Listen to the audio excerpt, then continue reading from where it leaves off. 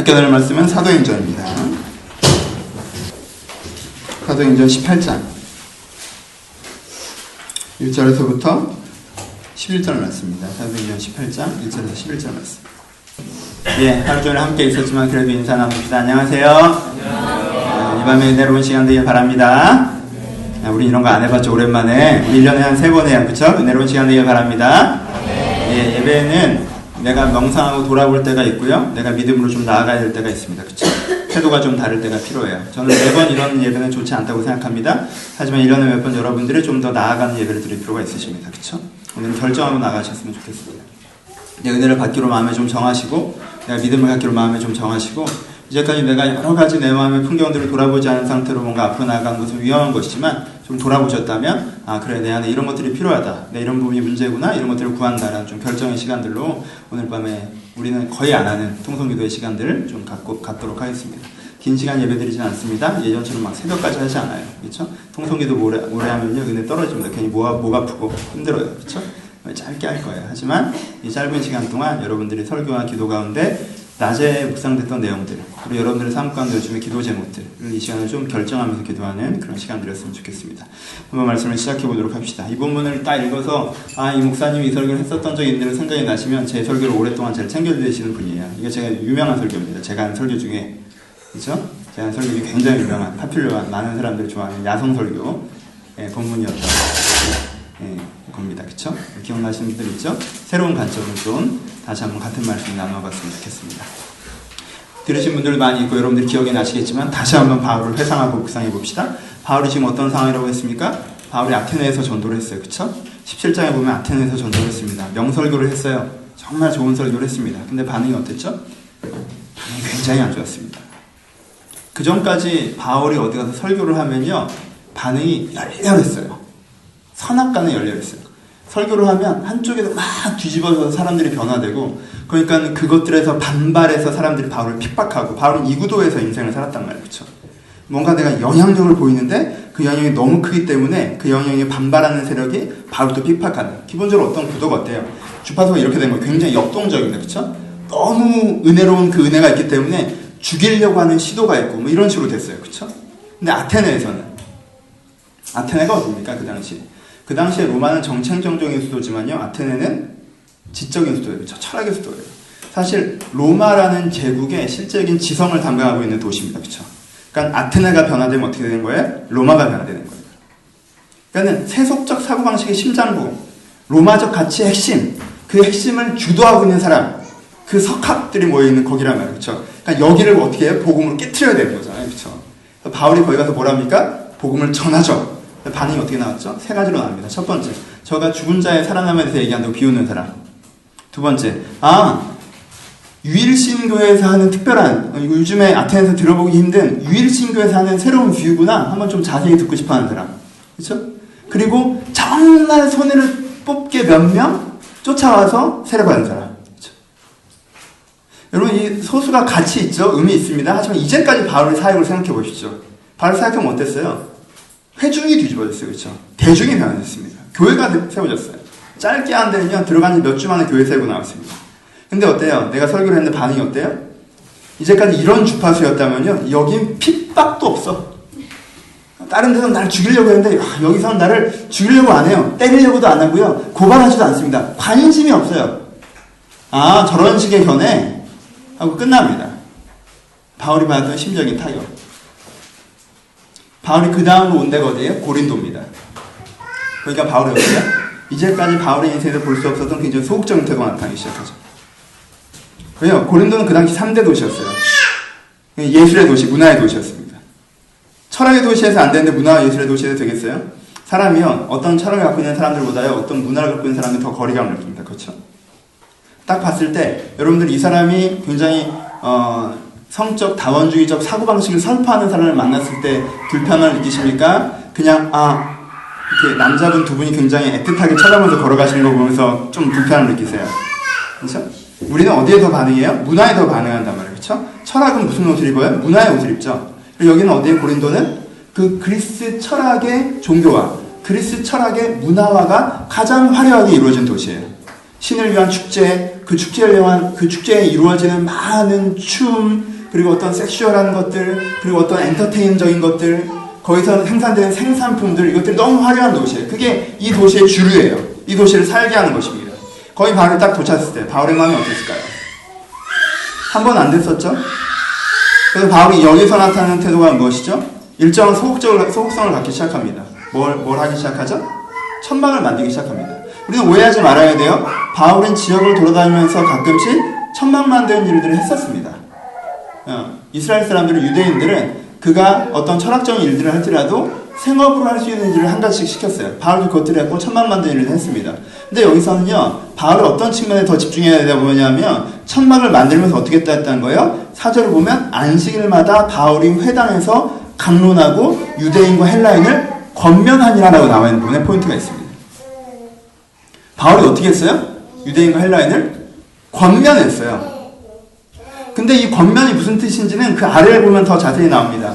5절을 보면요, 신라와 디모데가 오니까 바울이 하나님의 말씀에 붙잡혀 유대인들에게 예수는 그리스도라 밝히 증언하니 라고 나와 있어요. 이 뜻이 뭐예요?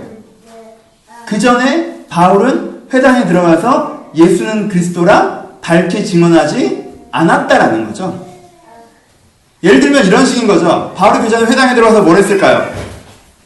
말씀을 강론했을 것입니다. 그쵸? 바리새적으로 탁월한 사람이니까. 어떻게 강론했겠어요? 봐라! 이사야서 53장에 나오는 이 어린 양이, 그 우리의 죄를 사과하는 어린 양이 바로 이 예수 그리스도 메시아다라고 강론하는 것이 아니라, 이사야서 53장에 보면 이 가운데 어떤 메시아 대망 사상이 나오는데, 그것은 어떤 하나님의 예언하신 메시아, 예언하신 사람들을 통해서, 하나님 보내신 사람들을 통해서 그런 일이 이루어질 수 있다. 그럼 우리가 단지 율법적인 관심이 아니라 우리의 내부를 변화시키는 어떤 메시아적 대망을 가져야 한다. 뭐 이런 식으로 하는 거죠. 소극적이죠. 그 사람들이 듣기 불편하지 않을 정도, 그 사람들이 듣기 편할 정도로 하고 멈춥니다. 바울 원래 성격 장난 아닌데, 그 열같은 사람, 자기 종교적 가치에 안 맞기 때문에 막 기독교인들을 다 죽이려고 했고, 그 종교적 가치가 맞다고 깨달아졌을 때부터는 정말 세상에 사람이 날 죽이건 말건 돌이 날라와도 개의치 않고, 나를 태장을 쳐도 개의치 않고, 나를 어떻게 해도 개의치 않으면서 저돌적으로 그렇게 신앙생활을 해나갔던 그 바울이, 여러분, 사람은요 심각한 핍박을 견디는 것보다 무료한 일상을 견디는 게 더 어렵습니다. 나를 심각하게 적대하는 사람들보다 나에게 그닥 관심을 두지 않는 세상이 더 어려운 거예요. 일이 많고 업무가 힘들고 나를 반발하는 사람이 있고 공격하는 사람이 있어도 내가 가치 있게 하고 있는 일이 있으면 그걸 견딜 수가 있어요. 그렇죠? 근데 나를 공격하는 사람도 없고 뭐 하는 사람도 없고 하는데 이게 초라해요. 그러다가 바울이 어떻게 봐야 됩니까? 그 중간 부분에 대한 변화의 계기들은 나중에 얘기하겠지만 그 다음에 변화가 되죠. 그렇죠? 신라와 디모데 갔더니 갑자기 어떻게 했어요? 신라와 디모데 갔더니 두 가지가 있었겠죠. 하나, 신라 디모데 보기에 약간, 신라 디모데가 와서 좀 놀랬을 거 아니에요. 바울 선생님 이렇게 권면하고 다니시고, 이런 성격이 아닌데 권면하고 다니시고. 그리고 또 하나, 이 동역자들이 찾아오니까 마음이 어떻게 했어요? 말씀의 불이 다시 일어났다고 성경이 표현하죠. 말씀에 사로잡혔다. 내가 이러고 있을 때가 아니다 라는 어떤 용기가 다시 한번 생겼습니다. 제대로 해보자.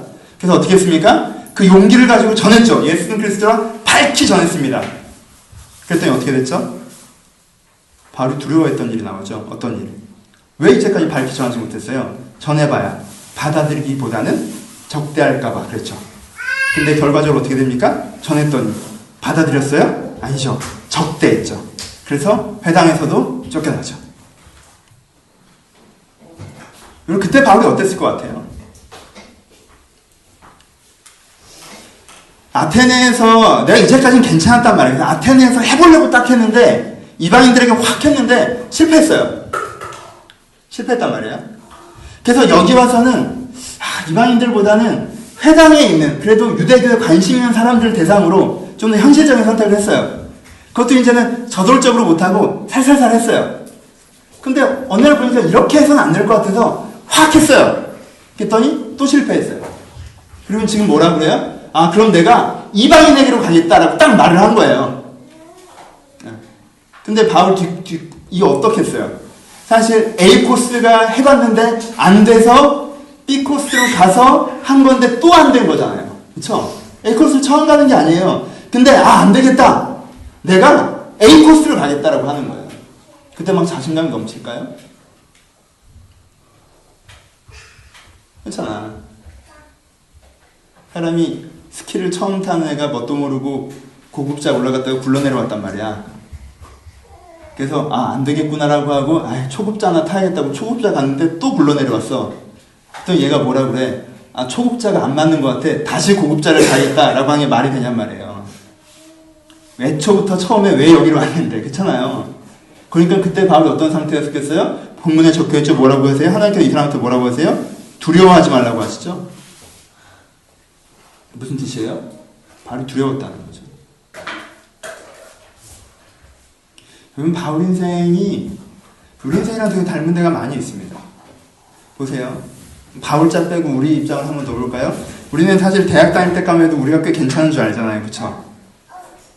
왜냐하면 우리가 괜찮을 만큼 평가받을 만한 대학으로 다 갔기 때문에 그래요. 전 대학 가도 제가 되게 똑똑한 줄 알았어요. 왜? 나랑 공부 비슷하게 하는 애들한테 갔잖아. 그 사이에서 내가 똑똑했겠지, 나름. 좀 열심히 하면. 그쵸? 우리가 대학 가고, 그리고 대학부에서 신앙생활하고, 뭔가 리더하고, 조장하고, 내가 뭐 그럴 때는 어떤 느낌이 들어요?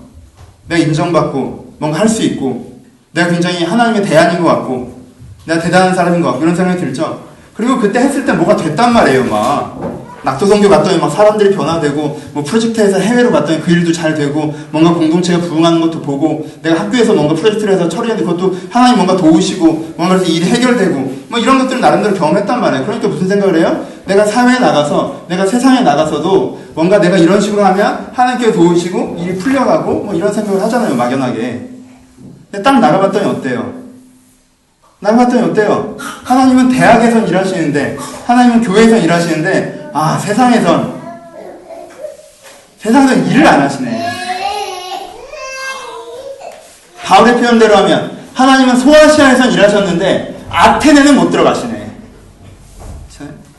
소아시아에서 했던 대로 똑같이 했는데 이렇게 하면 사람들이 뒤집어지고 변화됐었는데 나는 똑같은데 이렇게 하면 사람들이 나를 인정해줬었는데 여기 가서 이렇게 했더니 너 그런 애구나. 너 같으면 불이 많이 봤어. 라는 식이란 말이에요. 그래서 세상에 나가니까 갑자기 어떻게 돼요? 내가 그렇게 대단하지가 않아요. 하나님은 나를 통해 일하지 않으시더라는 거예요. 뭔가 일이 벌어지지 않았어요. 그럼 사람이 어떻게 됩니까? 사람이 어떻게 돼요? 그럼 그때부터 좀 더 수동적이고 소극적이고 방어적이고 현실적이 되죠. 그렇죠?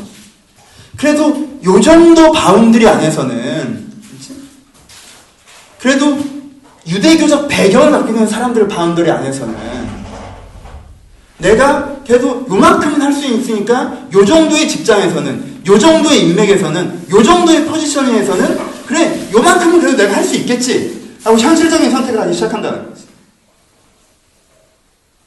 근데 현실적인 선택을 하면 어때요? 현실적인 선택을 하면 바울은 가장 많은 시간을 천막 만드는 거에 썼어요. 현실적인 선택을 했더니 내가 꿈꾸는 일, 내가 원하던 삶, 내가 도전하던 인생, 내 비전 이런 거와 상관없는 거에 대부분의 내 시간을 소모하고 그렇죠? 그래도 내가 주를 위해 사는 사람이다라는 것 정도는 가끔 그래도 거기에 대한 내가 손을 안 놓고 있어. 그래서 영어 공부를 하고 있고 그래도 신앙사정을 정기적으로 읽고 있고 그래 내가 그래도 그 비전을 읽고 기도하고 있고 권면하는 정도 그렇죠? 최소한의 근데 그거 안 놓는 거 갖고는 내가 이 정도로 갖고는 내 인생이 그렇게 변할 것 같지는 않은데 일단은 안 놓는 정도. 왜? 그냥 놓고 천막만 만들고 살면은 나는 천막만 되는 사람이잖아. 그렇죠? 그냥 놓고 별다른 인정도 받지 못하는 직장에서 그거 시키는 일 그냥 겨우겨우 하면서 살면은 난 그냥 그런 사람이잖아. 그냥 그게 싫으니까 뭐 하나를 하는 거죠. 그렇죠? 주말에 들어가서 이제 그래도 권면하고 그래도 넌 관점이 탁월하다. 이 소리 한마디에 나름 만족하고. 그래도 메시아적 사고방식의 전향적 배경이 될 수 있을 만한 성경의 견해의 일부를 내가 이들에게 장기적으로 심어져 가고 있는 거야 라는 가치 부여, 의미 부여. 내가 그래서 영어를 하고 있잖아. 발음이나 아지고 있잖아. 내가 그 신앙서적, 경건서적을 보잖아. 내가 그쪽의 정보를 그냥 놓지 않고 그래도 수집하고 있잖아. 라는 정도. 근데 어느 날 촉이 오죠. 이런 식으로 가면 안 되겠구나. 10년, 20년 가도. 10년, 20년 가도 이 상태겠구나. 내가 마치 꿈을 포기하지 않고 뭔가 꿈을 이루어가고 있는 것처럼 스스로 속이는 거지. 사실 이 상태겠구나. 이래서는 안 되겠다. 내가 여기서 안주하면 안 되겠다. 도전해야겠다. 하고 딱 도전했으니까 어떻게 돼요? 자기 밖으로 자기가 깬 거죠. 딱 도전했더니 남들이 예상했던 대로, 내가 예상했던 대로가 아니라 나는 딱 도전한 뭔가 그 회당에서 밝히 증거하면 사람들이 뒤집어져서 예수를 믿어야 되는데 그렇잖아. 근데 딱 도전했더니 내가 가장 두려워했던 일, 딱 쫓겨나는 일이 발생을 한 거지. 이렇게 때 두렵겠어요? 안 두렵겠어요? 실망이 있겠어요? 없겠어요? 그래서 한 가지 포인트를 짚고 넘어갑시다. 우리의 착각 중에 뭐가 있냐면요, 바울의 삶이 되게 깔끔했을 거라는 착각이 있어요. 바울의 삶. 그렇죠? 바울의 삶은 매일매일 되게 깔끔한, 아침에 일어나면 주님께서 바울아 일어났느냐? 오른쪽으로 가서 이 본문을 갖고 말씀을 전하라. 예 주님! 하고 딱 가서 오른쪽으로 가서 그 본문을 갖고 말씀을 전하면 갑자기 사람들이 쫙 변화되는 거죠. 막. 그렇죠? 사람들이 쫙 변화되면 저 반대쪽에서 반대파들이 바울을 죽이려고 막 달려들어 돌을 던져요. 그럼 돌을 하나님께서 따다닥 막아주시고. 그렇죠? 사람들이 어떻게 저런 권세가 하고 바울을 떠나가고, 그럼 난 또 교회를 지으러 간다. 다음 도시를 가고. 여러분, 바울이 이렇게 살았습니까? 바울이 이렇게 살았어요? 우리는 마치 그런 그리스 로마 신화에 나올 법한 어떤 범상치 않은 특별한 삶을 살았을 것처럼 상상합니다. 그렇죠? 근데 바울이 어떻게 살았어요? 바울이 이렇게 살았어요. 여기서는 완전 무시당하고 그것 때문에 실망해가지고 이렇게 소극적으로 해보려 하다가 잘 안 되고 다시 시도해서 잘 되죠. 잘 된 얘기는 나중에 합시다. 그리고 또 다른 데 가서 이제는 옛날 부분이지만 그렇게 또 교회를 세우고 내가 이제는 아시아로 가려고 막 준비를 엄청 많이 했는데 하나님이 그게 아니래. 내가 이제까지 한 건 완전 삽질했던 거야. 아시아로 가지 말고 저쪽으로 가래. 이거 하던 거 나는 나름대로 이걸 하겠다고 내가 시험 준비를 1년을 투자하고 2년을 투자했는데 내가 이 직장에서 3년을 투자하고 4년을 투자하고 이게 아니라는 거야. 그럼 그거 다 털고 또 저쪽으로 가고 내가 겨우겨우 세워놨더니 어떻게 했어요? 교회를 겨우겨우 세워놨어요. 2년 3년 고생해서. 그리고 다른 데 갔더니 내 반대파 애들이 쏙 들어와가지고는 걔네들한테 다른 생각을 막 전해서 나 때문에 변화된 애들이 내 욕하고 다니고 있고 뒤통수에다가. 한두 번 그랬습니까? 바울의 제자들이 바울을 욕했던 거? 바울을 비난하고 우리가 바울한테 잘못 배운 거 아닐까? 라고 바울의 가르침을 무시하고 자기 적대자들의 가르침이 바른 가르침인 양 추종하고 그리고 또 그것 때문에 또 오해받아서 바빠 죽겠는데 정치적인 문제 해결하려고 예루살렘까지 가서 내가 반그리스도적인 사람이 아니다라고 정말 무식한 사람들 앞에서 그거 해명하느라 또 시간 다 쓰고 내가 이 시간에 돌아다니면 교회가 4-5개는 더 세워졌을지도 모르는데 거기 예루살렘까지 가가지고 베드로가 그래 네가 문제가 없는 건 나는 아는데 다른 사람은 잘 모르니까 머리를 깎는 게 어떠냐 그럼 또 사람들 앞에 머리를 깎으면서 자기 정결을 증명하고 전 율법을 지키는 사람입니다 라고 설명하고 막 뭣도 모르는 애들한테 그 와중에 또 잡혔네? 그래가지고 또 로마까지 또 수갑 차고 가. 바울이요 쫙 이렇게 잘 풀린 게 아니에요. 우리는 환상을 가져요. 바울의 인생이 되게 신화적이었을 것이다. 바울의 일상이 되게 위인의 일상이었을 것이다. 그래서 현재의 난 이런 초라한 일상과는 다른 일상을 갖고 살았을 것이다 라고 생각해버립니다. 거기서 큰 문제가 발생하는 거죠. 왜요? 바울과 나의 차이는 초라한 일상을 가졌느냐의 차이가 아니라 똑같이 초라한 일상을 갖고 있었음에도 불구하고 그 초라한 일상을 괜찮은 인생으로 만드는 계기가 있었느냐 없었느냐의 차이였기 때문입니다. 바울과 우리 차이는 뭔 줄 알아요? 우리는요, 바울과 나는 일상을 보면 비슷해요. 그쵸? 바울과 나는 일상을 보면 미니멀하게 가까이서 보면 비슷해요. 그쵸? 바울을 가까이서 봤죠? 우리를 가까이서 봤죠? 어떻죠? 바울과 나는 가까이서 보면 비슷해요. 근데 일상은 비슷한데 인생이 달라요. 그쵸?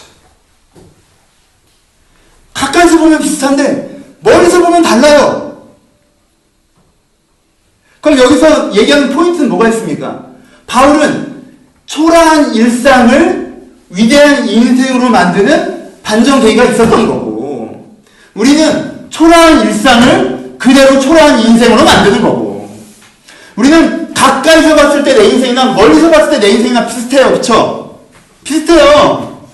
얘 때문에 안 됐고 쟤 때문에 안 됐고 여기서 그렇게 됐고 그때 무슨 일 없었어야 됐고 그래서 내가 짜증이 났고 화가 났고 비슷해요. 오늘 얘기한 거나 1년 얘기한 거나 5년 얘기한 거나 패턴이 같아요. 근데 바울은 오늘 얘기하는 패턴은 그 얘기를 해요. 그쵸? 근데 바울이 1년이 그랬던 적 있습니까? 바울이 5년이 그랬던 적 있나요? 바울의 일생이 그런가요? 아니죠. 바울의 일생은 우리가 말한 신화적인 일생이 맞아요. 그쵸? 아테네에서 한번 까였지만 어떻게 했습니까? 여러분, 로마 제국의 사고방식의 스트림을 바꾼 건 바울이에요. 그쵸? 결국 몇 년 뒤에, 몇백 년 뒤지만 결국 바울이 세워놨던 사고의 근간, 기독교적 사고의 근간이 로마 제국의 사고의 근간으로 바뀝니다. 그쵸? 아테네는 어떻게 되죠? 그 바울을 무시했던 사람, 여러분 아테네에서 했던 사람들의 이야기들은요 동화책 속으로 찌그러집니다. 그쵸? 그때는 진짜 제우스, 그때는 진짜 무슨 아테네, 그때는 진짜 무슨 아프로디테 막 이랬지만 그것들 다 바울의 기독교의 가치관 이후에 동화책 속으로 찌그러져요. 고린도 도시는요, 이 위대했던, 이 대단해 보이던 도시, 자기가 범인나서 어떻게 해볼 수 없을 것 같은 도시, 어떻죠? 교회가 멀쩡하게 세워졌죠. 바울의 인생은 멀리서 보면 달라요. 바울의 인생과 우리 인생의 차이는 뭐예요? 일상의 차이가 아니에요. 계기의 차이죠. 일상 차이가 아닙니다. 계기의 차이예요. 봅시다.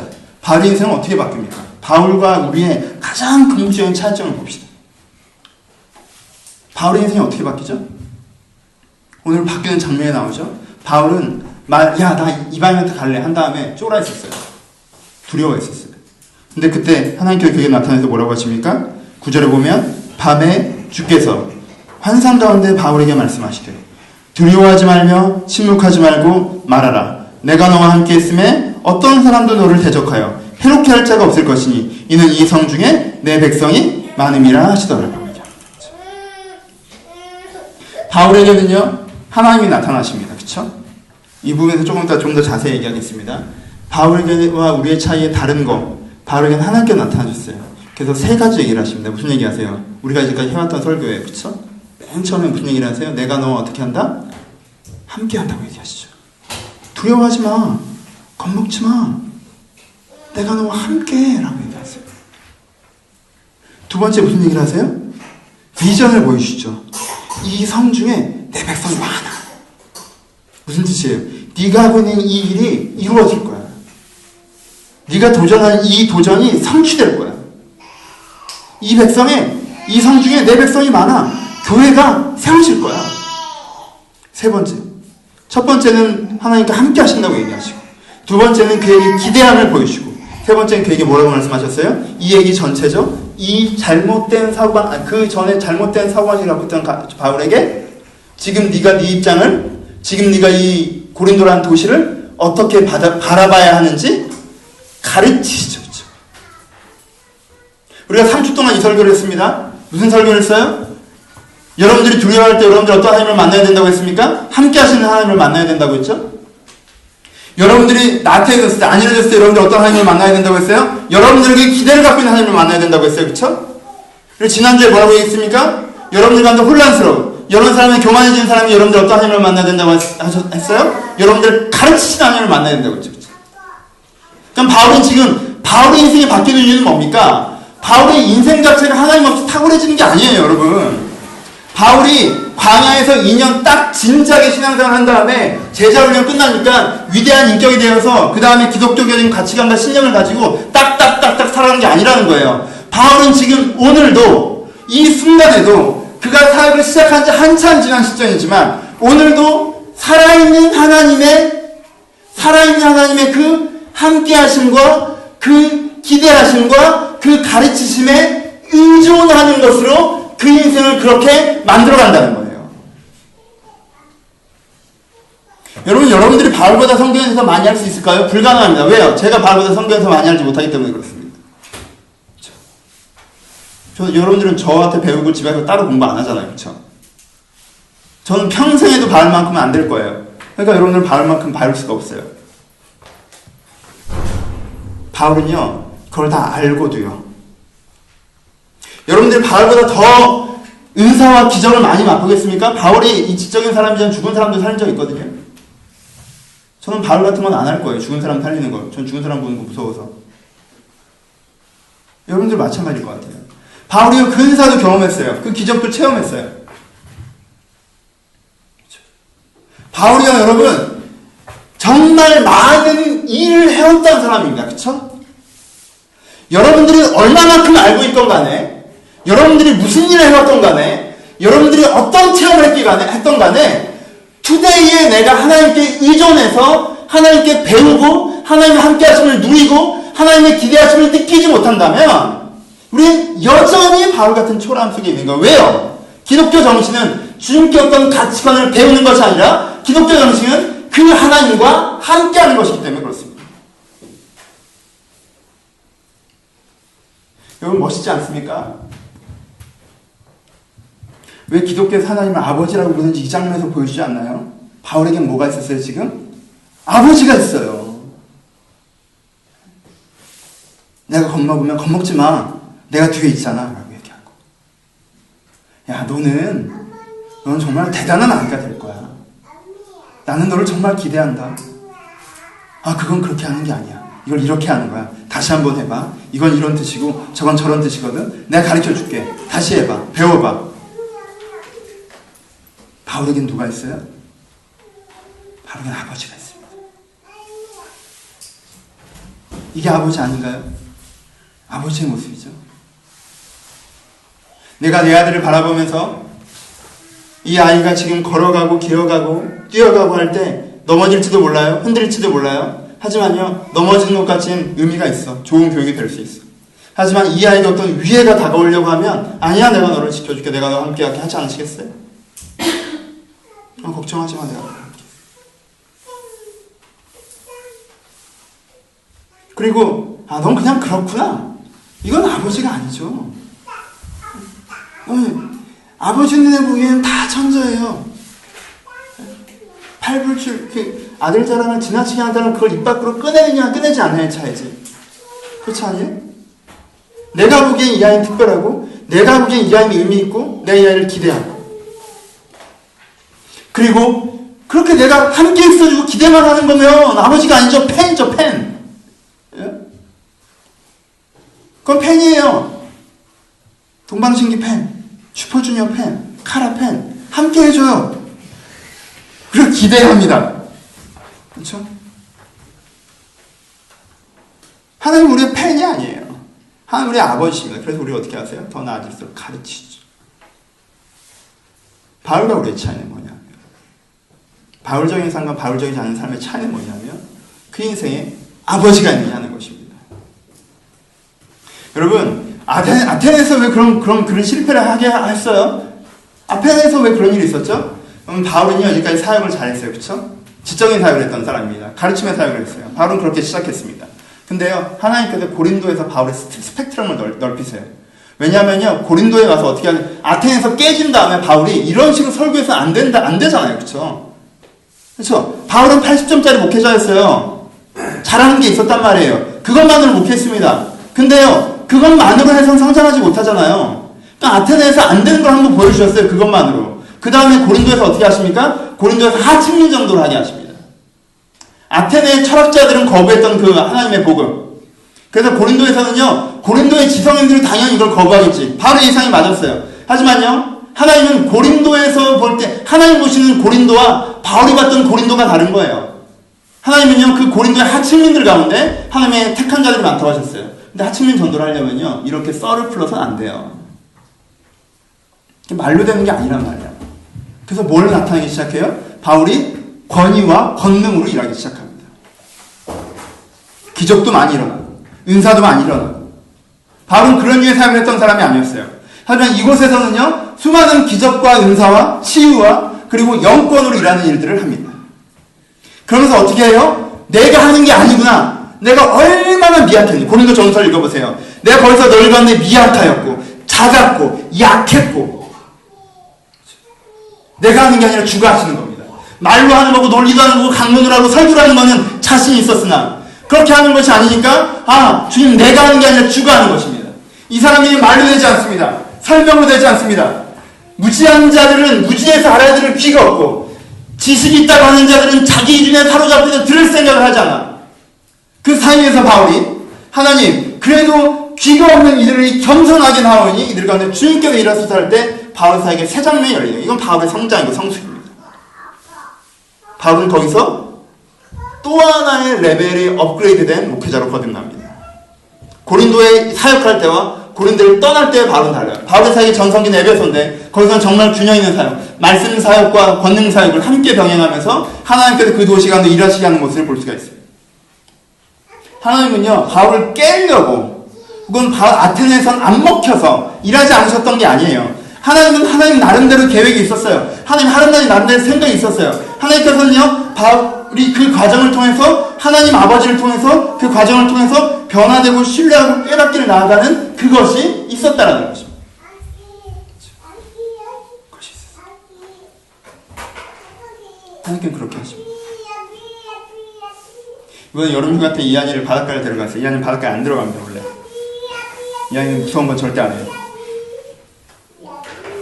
근데 제가 그 아이를 바닷가에 데려고 들어가려고 발이라도 좀 담그해보려고 나름대로 노력을 합니다. 이번에 발 담궜습니다. 저한테 아주 기쁜 일이에요. 그렇죠? 다른 아이들에 비하면 좀 당황스러울 수도 있어요. 왜? 다른 아이들은 바다에 풍덩풍덩 들어가니까. 이한이는요 엄청 조심스럽습니다. 좋게 얘기하면. 이한이 그런 거 별로 좋아하지 않아요. 좀 긴장되는 장면이라든가. 그래서 이한이는요 약간 폭력성이 들어가는 만화 같은 것도 절대 안 봅니다. 지금도 별로 좋아하지 않아요. 학교에서 장화시는 고양이를 보여줬나봐요. 아침 내내 투덜거립니다. 아빠, 그 영화 전혀 교육적이지 않아. 왜 학교에서 그런 걸 보여주는 거야? 계속 투덜거려요. 우리는 장화시는 고양이 틀어준다는 거 엄청 답답해하면서 합니다. 차라리 무슨 제가 생각하기에는 더 싫어할 것 같은 거 누구의 무슨 과학교실 이런 거 훨씬 좋아요. EBS에서 하는 그 이상한 아저씨가 털모자 같은 거 쓰고 나와서 과학 실험하는 거 이런 거 좋아요. 그럼요? 저는 그럼 얘 성향은 그러니까 그렇게 내버려 둡니까? 아니죠. 그럴 수는 없어요. 너는 왜 그 모양이고 혼냅니까? 그럴 수도 없어요. 왜요? 둘 다 아버지가 하는 게 아니에요. 둘 다 아버지가 하는 게 아닙니다. 아빠 날 좀 내버려둬. 아버지 그렇게 할 수 없어요. 왜? 얘가 크길 바라니까. 하나님요 바울이 그냥 말씀 사역자로 남아있게 바라지 않으셨어요. 그렇다고 얘를 그냥 얘 왜 이래? 하고 비난해요? 너네 말씀 사역밖에 안 해? 라고 혼내요? 아니요 그럴 생각도 없으세요. 하나님은요 얘가 껍질을 깨고 한 단계 크기를 바라십니다. 그래서 하나님은 계속 그 사이를 찾으십니다. 이게 바울이 우리랑 다른 점. 다른 점이 먼저 좀 더 자세히 얘기합시다. 바울이랑 다른 점은 뭔지 알아요? 바울은 하나님께로부터 배워서 하나님의 뷰로 현재를 봤죠. 그렇죠? 지금 이런 상황이구나. 내가 이렇게 해야 되는구나. 저렇게 해야 되는구나. 하나님께 배워서 하나님의 뷰로 현재를 봤어요. 바울은 그렇게 했습니다. 근데 일반적으로 바울 같지 않은 사람들은 어떻게 해요? 일반적으로 바울 같지 않은 사람의 특징. 하나님께 나타나셔서 두려워하지 말라, 놀라지 말라, 내가 너와 함께한다, 이성 중에 내 백성이 많다, 네가 두려워하지 말고 잠잠하지 말고 전하라 라고 하나님께서 여러분들한테 환상으로 지금 나타나시면 여러분들 다 전할 것 같죠? 그쵸? 근데 바울적이지 않은 사람들은요 그렇게 환상으로 나타나서 여러분들 말씀하시잖아요? 그럼 뭐라고 말하는 줄 알아요? 그럴 거면 아테네에서 일을 좀 하시죠. 그렇게 힘세신 분이 내가 아테네에서 일하는 거 빨리 봤는데 지금 나랑 처음 만나는 것처럼 그래요. 아테네에서 일을 하셨어야 되잖아요, 그러면. 그 성에는 하나님의 택한 백성이 없었나 봐요? 두려워하지 말고 전하라. 하나님, 제가 전해서 지금 이 사단이 난 겁니다. 못 보셨습니까? 회당에서 전했다가 지금 쫓겨났잖아요. 그래서 지금 내가 이러고 있는데, 두려워하지 말고 전하라. 그럴 거면 좀 어제 일하시지. 그제도 일하지 않으시고, 어제도 일하지 않으셨으면서, 내일 일하신다네, 나한테? 여러분들 그걸 믿어요? 안 믿죠? 안 믿어요. 하나님 여러분들이 응답하지 않으셔서 여러분들이 믿지 않는다고 생각하십니까? 하나님 여러분들 환상 중에 나타나지 않으셔서 하나님 여러분들 믿지 않는다고 얘기하십니까? 하나님은요, 분명히 말씀 중에, 여러분의 삶 속에, 여러분들의 기도 속에, 그걸 분명히 응답하셨을 거예요. 많은 분들이 그렇게 응답하셨습니다. 그럼 우리가 어떻게 대응해요? 그거 아닌데. 왜? 내가 살아봤더니.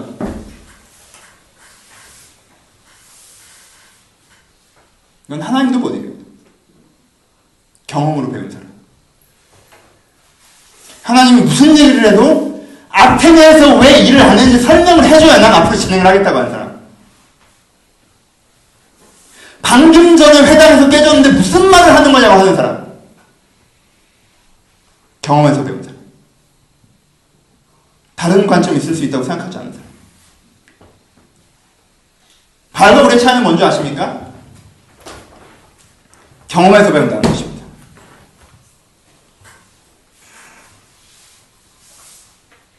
아버지가 있는 사람과 아버지가 없는 사람. 아버지가 없는 아이를 상상해 봅시다. 어릴 때부터 아버지가 없었습니다.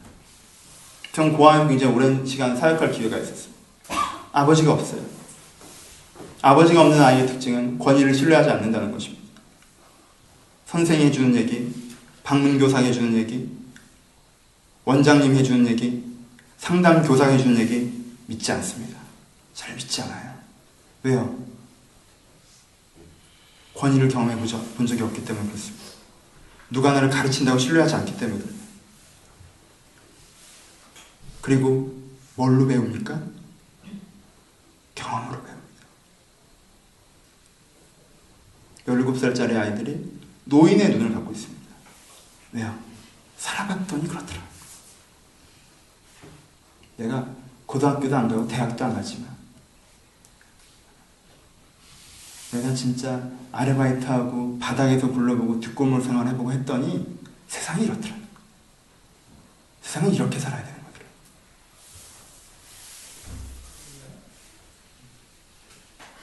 거더라.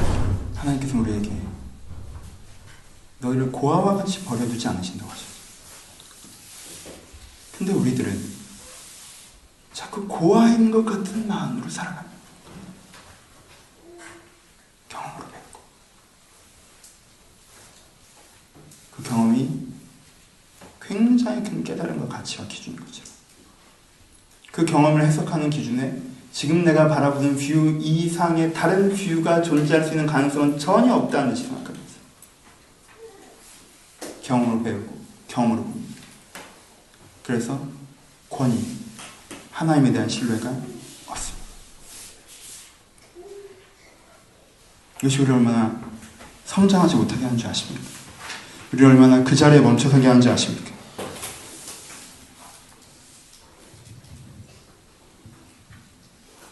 환경으로 하나님을 해석하는 것. 그래서 하나님께 의존하기를 싫어하는 것. 오늘 제목이 저거라고 했더니 지수가 쓰면서 자기가 싫어하는 거라고 하더라고요. 의존하는 거 싫어요. 우리는 독립적인 게 좋습니다. 하나님께 의존하고 그러면 난 좀 싫어요. 하나님이랑 파트너십 같이 주의 나라를 위해서 5대5 하나님께서 투자하고 내가 또 투자하면 그럼 뭐 배분도 5대5 하나님이니까 6대4 브랜드 이름을 갖고 있으니까 인정해주고 파트너십인 줄 알아요. 의존한다고 그러면 싫어요. 근데 여러분 그거 아십니까? 사람은요 무조건 뭐인가에 의존하고 있습니다. 여러분들의 품 있는 사람이면 가치관, 신념, 비전, 그게 여러분들을 퀄리티 있게 만들죠. 자부심을 느끼게 하고 그게 여러분들을 지킵니다. 그저 그런 사람이면 자기 능력, 사람들의 평가, 그리고 내가 이제까지 해왔던 경험의 역량을 의지 않는 거죠. 천박한 사람이면 자기의 돈, 자기의 인맥, 자기의 권모 술수를 의지하죠.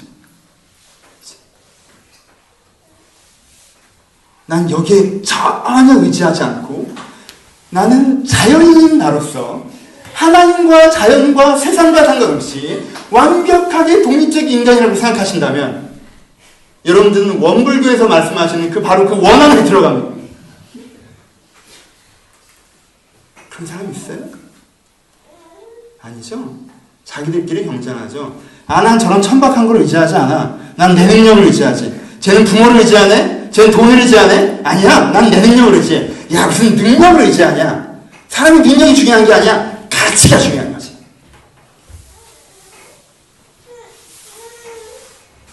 여러분, 이런 고아와 같은 사람들은요, 세상에 의존하기 때문에 하나님 앞에 독립적입니다. 세상에 의존하기 때문에 하나님 앞에 독립적이에요. 근데요, 진짜 멋있는 사람은요, 바로 같은 사람은요, 하나님께 의존하기 때문에 세상에 독립적인 사람이에요. 여러분들에게 다른 사람 의지하고 나 혼자 빌빌거리고 하나님 없으면 못 살아요 징징징징 거리라는 얘기가 아니에요.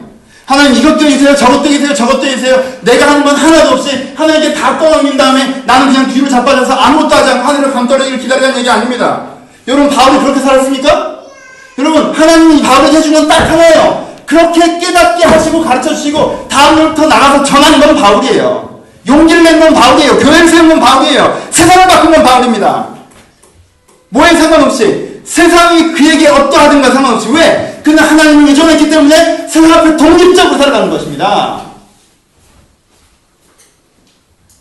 세상 앞에 한 가지를 의존해서 다른 거에 독립적인 거. 꿈이 있기 때문에 가난도 두렵지 않다. 능력이 있기 때문에 내가 부모가 없어도 부모가 잘나지 않으면 좋다. 내가 그런 게 있기 때문에 하나님도 내 인생에 그렇게 큰 필요가 없다.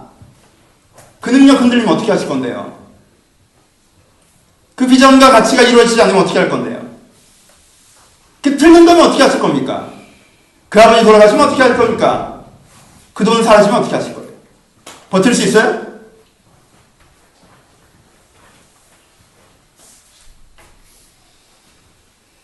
무엇인가 하나에 의존하셔야 된다. 진리에 의존하십시오. 가치관, 신념, 능력, 소유, 이딴 거 말고 내가 무엇인가 하나에 내 인생을 의존해야 된다면 진리에 의존해야 되지 않겠습니까? 바울은 진리에 의존했습니다. 그에게는 아버지가 있었어요. 그래서 하나님께서 그를 고아와 같이 버려두지 않으셨습니다. 그리고요, 하나님은 우리에게도 그러하십니다. 근데 우리에게도 그러하심에도 불구하고 우리가 그것을 느끼지 못하는, 우리가 그것을 누리지 못하는, 내가 겪어온 것으로, 고아처럼 내가 겪어온 것으로 인생과 내 의미와 하나님을 이미 다 결정했기 때문에 하나님은 나에게 관심이 없다, 하나님은 능력이 없다, 나를 사랑하지 않는다, 냉정하다, 결정했기 때문에 하나님 보지 않는 것입니다. 결론부로 갑시다. 저는요, 저희 아버지를 되게 좋아해요.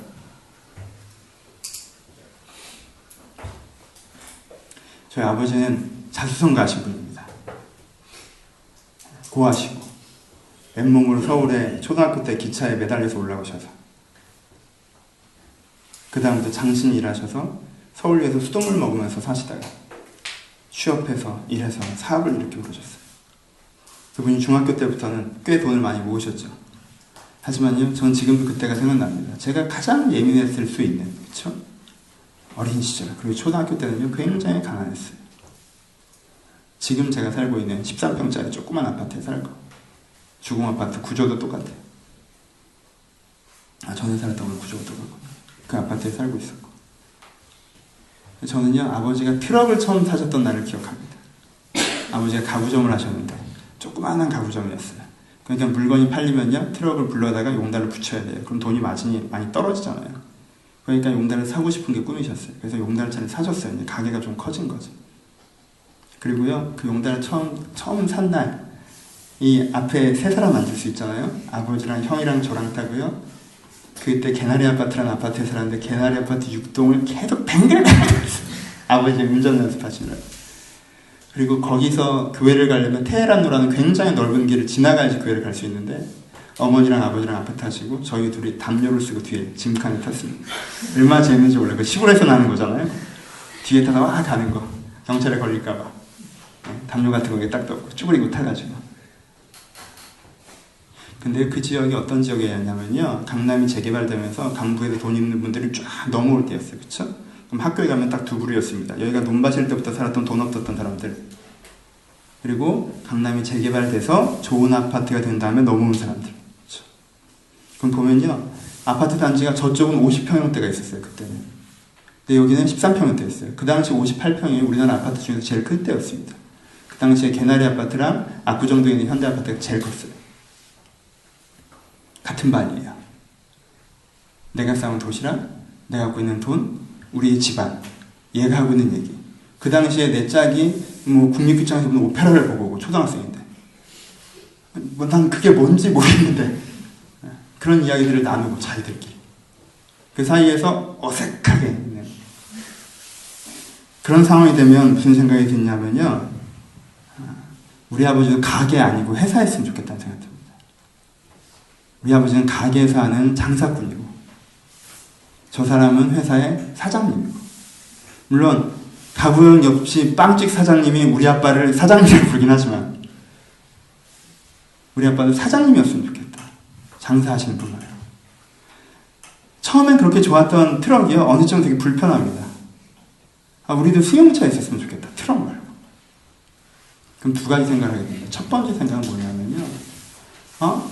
우리 아버지는 왜 안 그럴까라는 생각을 하게 되고 있죠. 우리 아버지는 왜 그렇지? 내 환경에서 이런 아버지가 됐으면 좋겠다. 그렇죠? 환경을 먼저 보고 환경을 통해서 뭔가 이런 아버지가 있으면 이 환경이 이럴 텐데라고 생각하고 근데 내 아버지는 그런 아버지가 아니에요. 순서를 이렇게 가버리는 거예요. 그러니까 아버지가 마음에 안 들어요. 내 환경에서 조금 더 좋은 차, 조금 더 그럴듯한 직업, 조금 더 좋은 집을 주는 아버지였으면 좋겠다라고 보면 그 다음에 우리 아버지를 보면 아버지가 마음에 들 수가 없어요. 근데요, 저희 아버지는 어떤 분이셨냐면요. 전 지금도 제일 제 마음 가운데 따뜻한 기억으로 남아있는 게 아침에 이렇게 딱 깨면 중고등학교 때까지 아침에 눈을 딱 뜨면 제가 가장 많이 봤던 제가 눈에 떴을 때 첫 장면 아버지가 웃고 계신 거예요. 날 깨우면서. 저는 그게 제 마음 깊이 남아있습니다. 저는 그게 아버지가 정말 나를 저희 아버지는 저랑 신앙적 가치관도 되게 달라요. 그렇죠? 내가 어떤 문학을 한다고 했을 때 말이 잘 통했던 것도 아니고 하지만 이 아버지가 나를 정말 사랑하고 그리고 두 가지 항상 하셨던 일 네가 하나님 앞에 바로 살았으면 좋겠다. 그리고 네가 행복했으면 좋겠다.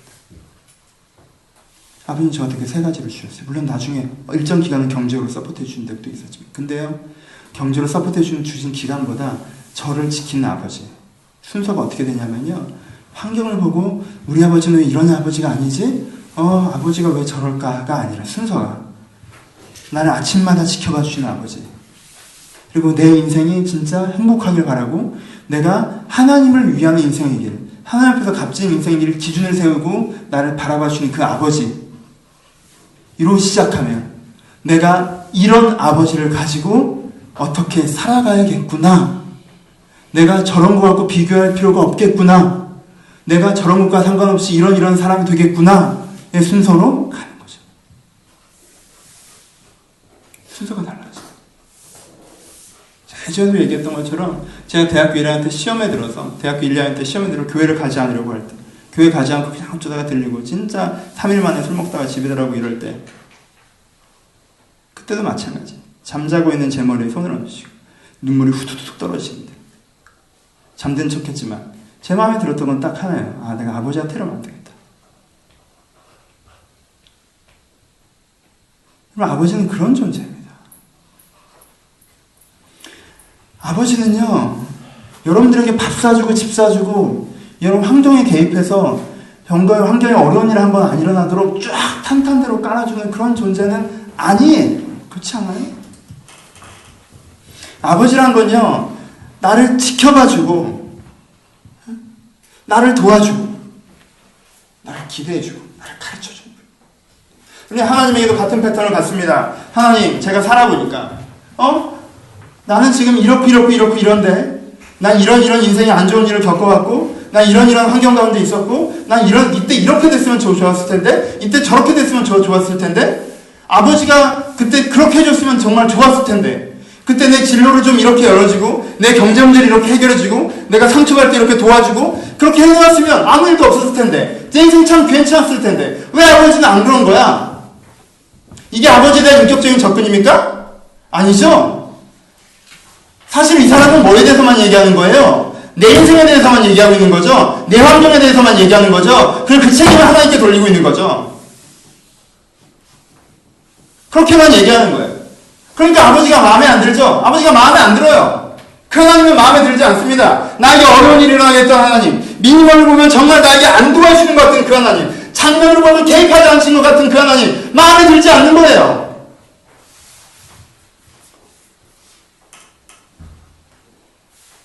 근데 저는요, 저도 마음에 안 들 때 많죠. 마음에 들 게 뭐가 있겠어요?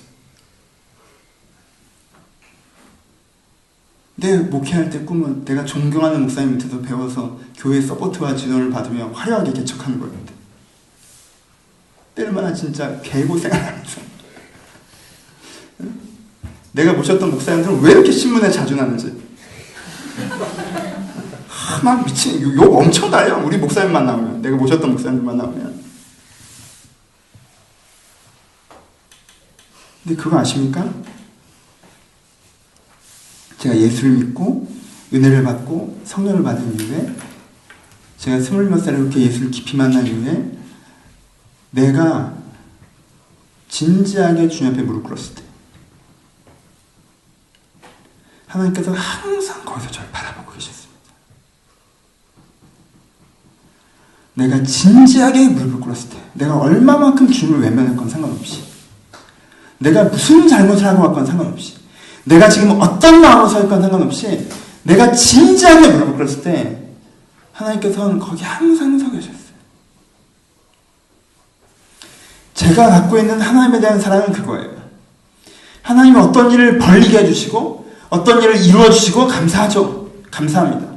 하지만요, 저는 그건 또이또이예요. 개척해서 잘 된 거 감사해요. 근데 제 인생에 꼬인 일도 많았거든요. 그러니까 이 정도로 네 인생 너무 잘 풀린다고 할 줄 여러분들은 가끔 그런 얘기 하시는데, 저는 또이또이 마이너스라고 생각해요. 전 좋은 일보다 안 좋은 일이 더 많았어요. 이 정도로 난 좋은 일이 많았어라고 하기엔 전 그렇게 좋은 일이 많지 않았어요. 하지만요, 일이 아니에요. 환경이 아니에요. 전 제 육신 아버지와 같이, 그거보다 비교할 수 없이, 이분이 지금 내가 느끼기엔 돈이 많은 것처럼 보이지도 않고, 내가 원하는 방식으로 내 인생에 개입해 주지도 않지만 분명히 나를 바라보고 계십니다. 그리고 그때마다 나에게 정말 가르쳐 주셨다.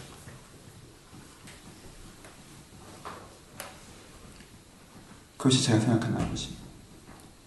내가 갖고 있는 아버지입니다. 그게 내 하나님 아버지. 난 그래서 그분을 아버지라고 부릅니다.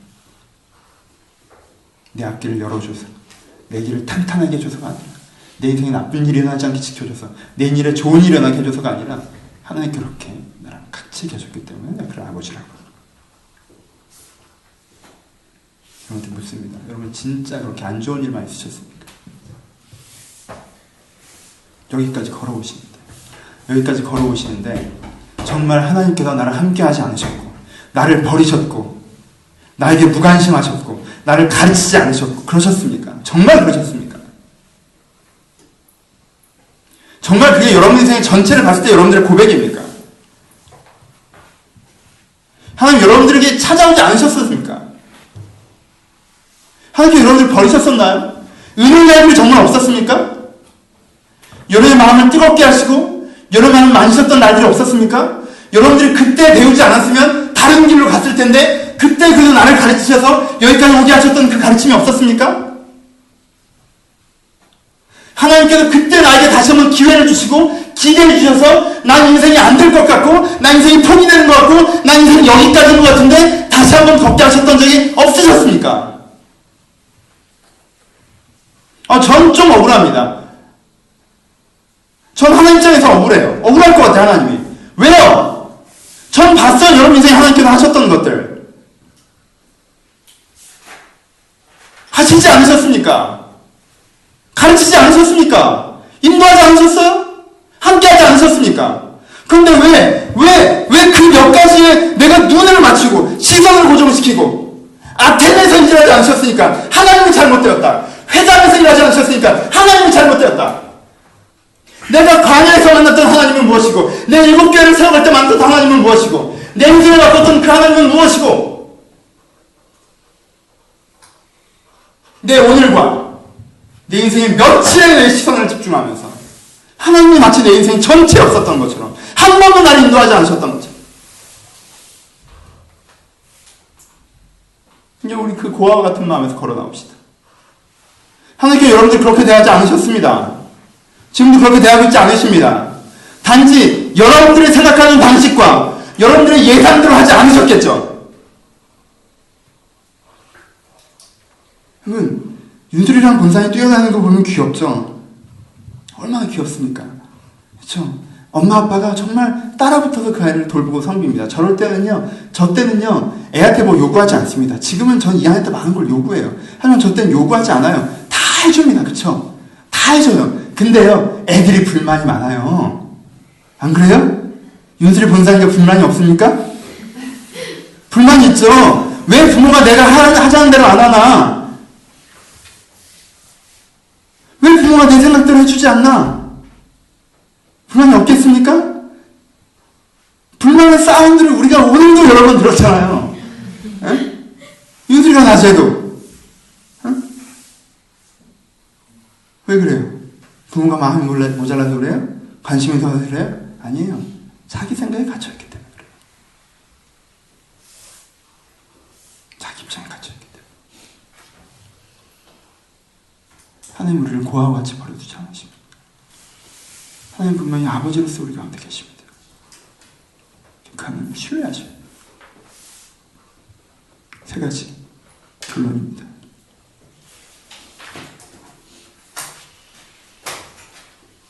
첫 번째, 기억하십시오. 저 오늘 새로운 설교를 하려고 하지 않았어요. 그런데 새로운 내용을 가르쳐주고 싶지 않습니다. 제가 이 밤에 원하는 건 새로운 깨달음이 아니라 기억을 원합니다. 기억을 원합니다.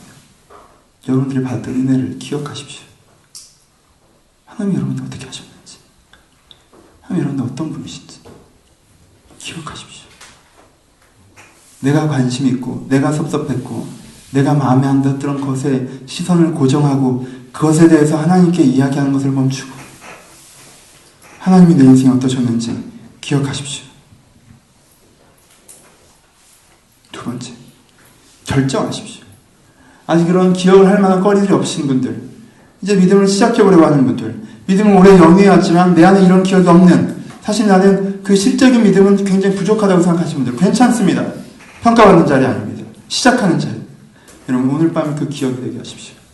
그럼 여러분들이 단지 믿음으로 선택하시면 됩니다. 무슨 선택이요?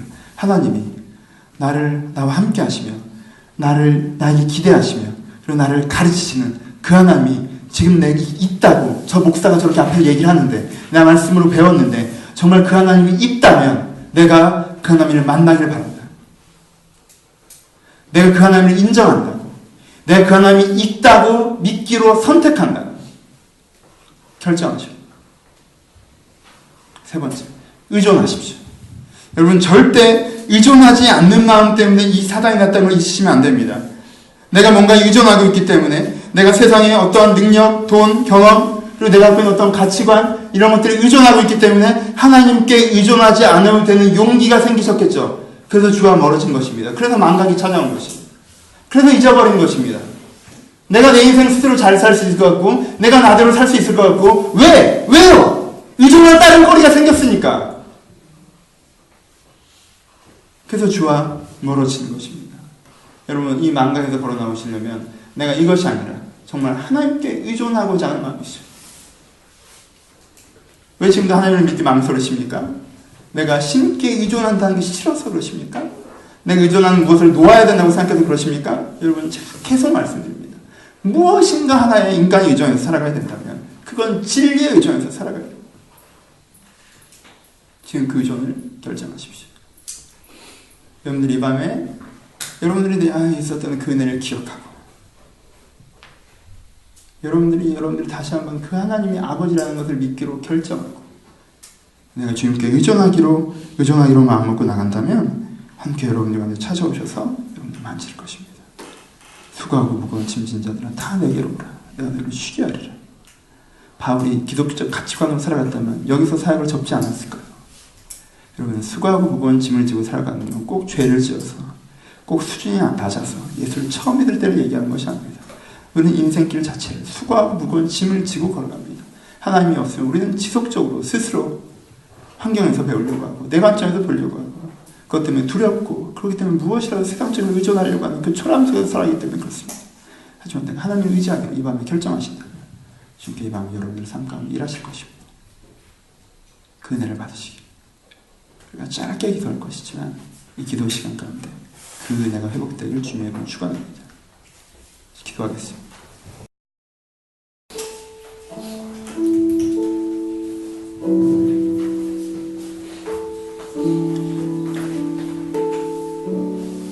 가사를 다 모르시더라도 그냥 아는 만큼만 따라하시면서 같이 찬양했으면 좋겠습니다. 아바 아버지 찬양했으면 좋겠는데 저도 가사를 다 알지 못합니다. 하지만 여러분들 기억나시는 대로 우리 이 고백을 주님께 드렸으면 좋겠습니다. 아바 아버지 나를 안으시고 안아주시는 아바 아버지 같이 여러분들이 하나님이 여러분들의 아버지 되심을 인정하시면서 같이 고백하며 이 찬양 드리기를 소원합니다. 찬양하시겠습니다. 맨 먼저 기도할 것은 여러분들이 한번 기억하셨으면 좋겠습니다.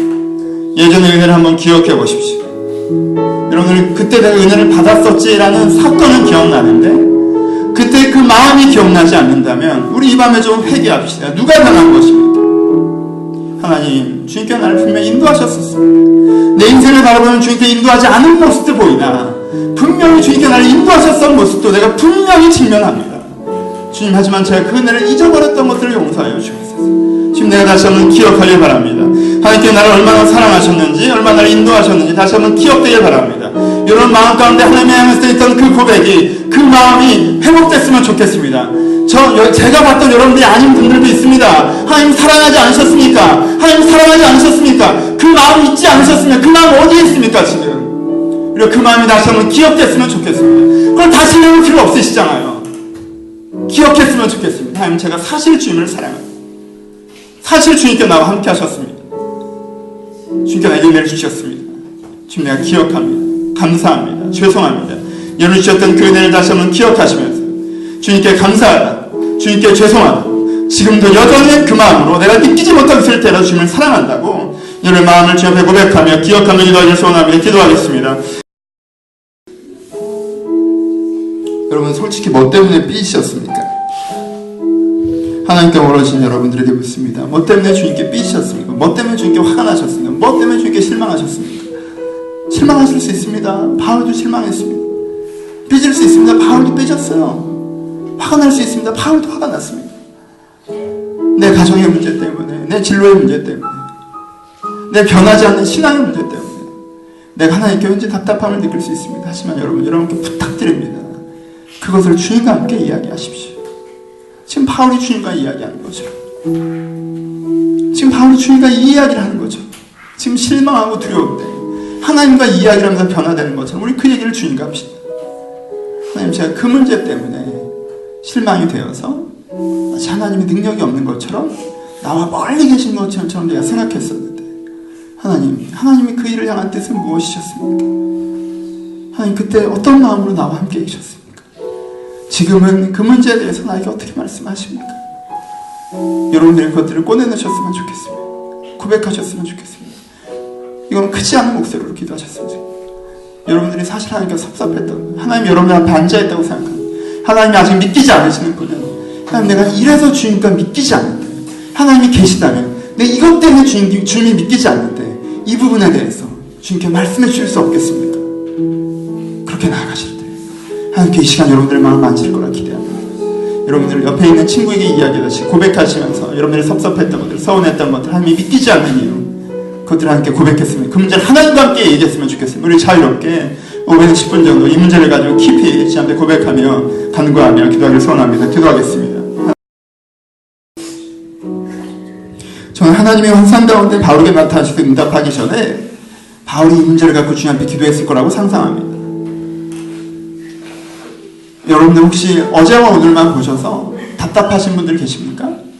어제를 보고 오늘을 보니까 내 인생 참 평범하구나. 내 인생 그냥 그렇구나. 내 인생 그냥 별거 없구나. 그렇게 생각되시는 분들 계십니까? 바울도 이날 그랬을 거예요. 옛날에 좀 잘 될 것 같았던 날도 있고 자신감 있었던 날들도 있었을 텐데 바울이 이날 그랬을 거예요. 내 인생에 별거 없는 것처럼. 근데요, 하나님께 바울에게 이렇게 말씀하셨습니다. 두려워하지 말라. 잠잠하지 말라. 이 성에 내 백성이 많다. 바울이 그 한마디를 듣고 1년 반을 달려갔습니다. 당장 내일 좋아진 게 아니에요. 성경에서는 다음날 일어난 사건들에 대해 얘기하지 않습니다. 그 말씀을 붙잡고 1년 반을 달려갔습니다. 놀라운 은혜가 그 인생 가운데 있었습니다. 여러분, 소망이 없으신 분들 오늘 기도하셨으면 좋겠습니다. 하나님, 제가 여기 서 있는데, 내가 별거 없어 보이는 여기 서 있는데, 하나님, 내 인생 안고 계시는 그 놀라운 소망을 나에게 들려주옵소서. 바울에게 두려워하지 말라, 놀라지 말라, 이 성에 내 백성이 많다고 하시는 것처럼 내 인생 가운데도 나를 사용하시고 나를 인도하시고 나를 세우실 그 계획이 있으실 터인데 나에게 말씀하여 달라고. 내가 그래서 그 말씀 붙잡고 1년 반이라도 2년 반이라도 내가 달려갈 수 있게 하여 달라고. 내가 그렇게 말씀해 주시면 당장 내일은 아무것도 안 잡혔을지라도 내가 붙잡고 달려가겠다. 하나님께 소망을 구하는 기도, 하나님께 나에게 다시 말씀해 주시를 구하는 기도, 여러분 미래를 위해서 한 번 더 기도하도록 하겠습니다. 기도하겠습니다.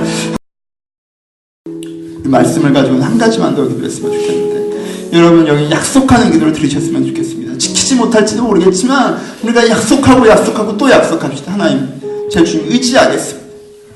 제 주님을 의존하겠습니다. 내가 힘들 땐 주님께 잠깐 기댔다가 그때 고마움을 써라고 내 힘으로 살아가는 사람이 아닙니다. 내가 주님께 의지하면서 주님께 배우고 주님께 격려받고 주님과 함께 소망을 보며 주와 함께 살겠습니다. 나 혼자 살지 않겠습니다. 주님을 의지하겠습니다. 이 약속의 기도를 주님께 드리길 소원합니다. 하나님, 제가 이 밤에 주님께 약속드리오니 내 잊을 때도 있고 내 안에 사라질 때도 있을 것이나 내 마음 깊이 가운데 나중에라도 찾아낼 수 있도록 이 약속을 묻습니다. 주님, 내가 주님을 의지하며 살겠습니다. 주님을 의존하며 살겠습니다. 주님을 알며 살겠습니다. 하나님, 약속드리며 고백하는 이 자리를 소원합니다. 기도하겠습니다. 여러분, 교회를 위해 기도하실 텐데 교회도 마찬가지인 거 아십니까? 교회가 더욱더 그런 거 아십니까? 나무의 숨 교회는 특정한 가치관을 지향하는 구도자 집단이 아니라 하나님께 의존하는 사람들이 함께 모여 하나님의 힘으로 말미암아 살아가며 그 힘을 서로 나누는 곳입니다. 제가 보는 나무의 숨 교회 투데이는 뭣도 없으면서 교만합니다. 이 교회가 좋다고 할 만한 게 도대체 무엇이 있습니까? 근데 우리는 마치 무엇인가 된 것처럼, 저는 이 교회가 하나님을 의존하는 교회였으면 좋겠습니다. 제가 바라는 거 한 가지는 여러분들이 매주 주님께 찾아 나와서 이곳에서 주님께 의존하여 다시 한번 주의 말씀을 듣고 내 마음이 새로워져서 변화되는 삶을 살아가는 이 교회를 세워나갈 때에도 우리의 힘으로 이 교회를 만들어가는 것이 아니라 하나님이 아니면 이 교회가 사여질 수 없다는 고백을 하죠. 우리가 어떤 돈이 생겼는데 원래 있는 돈처럼 생각하고, 어떤 사람들이 생겼는데 원래 있었던 사람들처럼 생각하고, 어떤 공간이 생겼는데 원래 있었던 것처럼 생각하고, 어떤 교회가 생겼는데 원래 있는 것처럼 생각하는 어리석음이 아니라 하나님, 주님께서 주시는 것인데 주님을 의지하며 주님을 의지하는 교회로 만들어가겠습니다. 기도해 주셨으면 좋겠어요. 제가 개척하고는 더 권위를 세우지 않습니다. 왜 그런지 아십니까? 교회를 세우는 건 제가 아니라 여러분들이 때문에 그래요. 교회를 목사가 세우면 목사에게 권위가 있어야 됩니다. 권력이 있어야 되고요. 존중과 존경을 한 몸에 받아야 돼요. 왜? 내가 교회를 세우니까. 하지만 이 교회는 여러분들이 세웁니다. 여러분 중에 아무도 교회를 세우고자 하는 마음이 없으면 이곳의 교회는 없어집니다. 다 소비자면 누가 생산을 하겠습니까? 여러분 행복하게 부탁드리고 여러분들이 그래서 기도해 주셨으면 좋겠습니다. 하나님, 우리 교회가 하나님을 의지하는 교회가 되게 하여 주옵소서. 우리들끼리 일정한 스타일과 가치관을 가지고 이것이 뭐나 되는 것처럼 교만한 교회가 되지 않게 하여 주옵소서. 하나님, 우리 교회가 우리 모두가 함께 교회를 세워나가는 교회가 되게 하여 주옵소서. 누군가 만들어 놓은 교회에 참여하는 것이 아니라 우리 모두가 함께 교회를 세워나가는 교회가 되게 하셔서 이 교회가 이성이 내 백성이 많다고 말씀하셨던 것처럼 이 교회가 교회라는 건 이런 것이라고 보여지는 그 교회까지 이루게 하여 주옵소서. 우리 한 번만 교회를 위해서 축복하며 간절히 중보하며 인간을 소원합니다. 기도하겠습니다. 우리 기도의 제목을 드리는 건 마지막으로 한 가지만 드릴 텐데 짧게 기도하는 간절하게 기도해 주십시오. 여러분 저를 위해 기도하십니까? 여러분 저를 위해 기도하셔야 됩니다. 왜냐하면 여러분들이 저를 통해서 설교를 듣기 때문에 그렇습니다. 여러분들이 저를 통해서 어떤 상담을 받기 때문에 그렇습니다. 여러분들이 저를 통해서 구성되는 교회 멤버십으로 있기 때문에 그렇습니다. 제가 잘 되게 해달라는 기도, 저를 좋아하는 기도를 하지 말라고 하는 게 아니라 제가 똑바로 해야 됩니다. 그렇죠? 제가 똑바로 해야 됩니다. 제가 잘해야 됩니다. 그래야 여러분들이 삽니다. 그래 우리가 삽니다. 저를 위해서 기도하십시오. 목사다운 목사 되게 해달라고, 성장하게 해달라고, 성숙하게 해달라고, 분별력 있게 해달라고, 좀 더 말씀의 사역에서 멈추는 것이 아니라 하나님의 은혜와 그 사랑이 넘쳐나는 목사 되게 해달라고, 그 가운데 흘러내려가는 영성이 사람들을 적시게 해달라고, 그 마음과 심령 가운데 더러운 것이 사라지게 하시고 하나님의 권위와 권능으로 옷 입혀달라고 여러분들의 목사를 축복하시면서 중보로 우리 한번 간절하게 기도하기를 소원합니다. 기도하겠습니다. 마지막으로 한 번만 더 기도하실 텐데 기도 제목은 드리지 않고요. 여러분들이 드렸던 기도들을 여러분들 마음에 새기셨으면 좋겠습니다. 여러분, 제가 통성 기도를 싫어하는 이유는 왜 이렇게 울면서 했던 기도 우리가 쉽게 잊혀질까요? 여러분 마음에 새기셨으면 좋겠습니다. 여러분들 한 문장으로 정보를 새기지 않으시고 아까 여러분들이 1초를 지나갈 건 2초를 지나갈 건 여러분들 진심을 여러분들 마음에 새기십시오. 하나님, 제가 이 밤에 짧게 느꼈지만 하나님이 분명히 내 안에 아버지셨음을 고백했습니다. 지금 내가 짧게 약속했지만 하나님께서 분명히 내 인생의 미래를 말씀해 주실 것들을 기대했습니다. 내가 주님 앞에 정말 약속드렸던 것이 주님을 의존하겠다고 얘기했습니다. 주님, 내가 하나님을 말미암아 오해했던 것들을, 그 오해를 이제부터는 주님과 풀겠다고 고백했습니다. 하나님, 이것이 내 마음에 깊게 기억되기를 소원합니다. 길가와 같이 흩어 지나가지 않게 하시고 내 마음에 깊게 새겨져서 자라나고 오늘 받은 이 씨앗이 내 영혼 가운데 열매를 맺게 하여 주옵소서. 여러분들 기억하시면서 묵상하시면서 축복하시면서 우리 5분 정도 여러분 마음 가운데 새기는 기도로 마지막에 기도로 나가기를 소원합니다. 기도하겠습니다.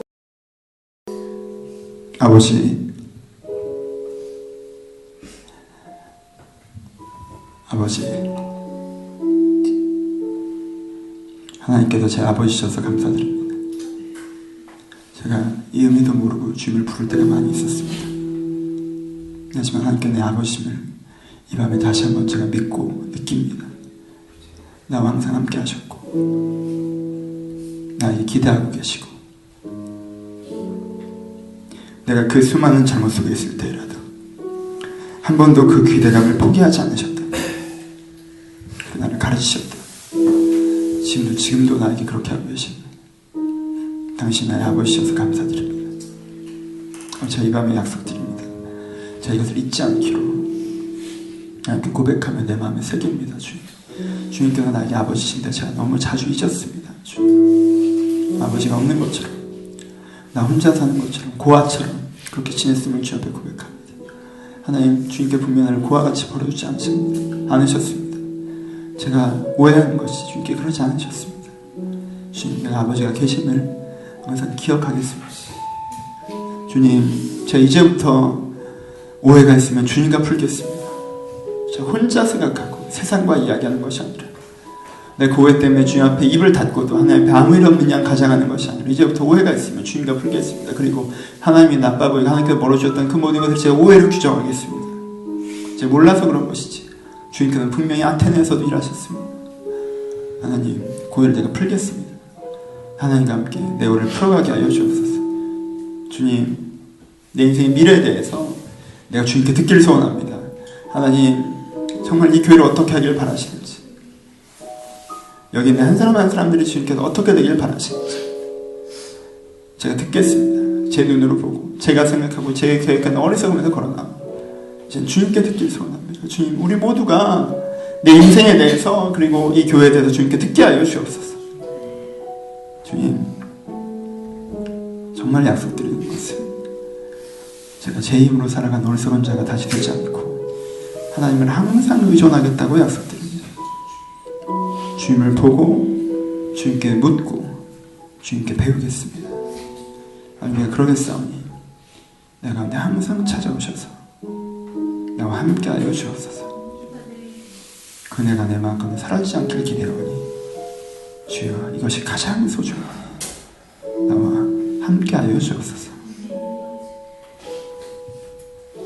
이제는 우리 주 예수 그리스도의 나와 하나님 아버지의 사랑하심과 성령님의 교통하심, 지금도 하나님을 아버지라고 부르는 여기 모이는 모든 심령들 가운데 이제부터 영원토록 함께 있을지어다. 아멘. 이것이 감히 그는 읽음을 장담할게 사랑합니다. 하나님, 이 밤에는 읽음을 장담할